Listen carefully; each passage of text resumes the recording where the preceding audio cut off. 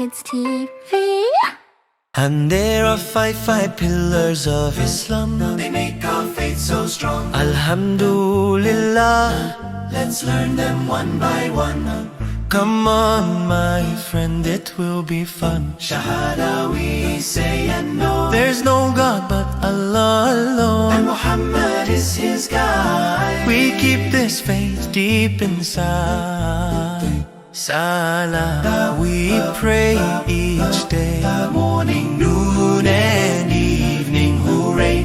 Talking to Allah makes us strong. We thank Him all day long. Zakat means sharing what we own, helping others, we're not alone. Kindness makes our hearts so bright.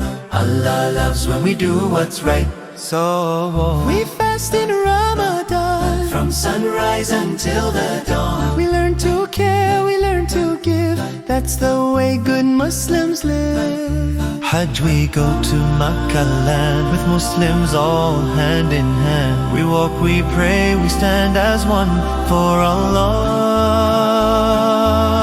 the most loving one. 5 pillars shining bright and true. Shahadah, Salah, Zakat, to then Sawm and Hajj we say Alhamdulillah. That's how we worship Allah.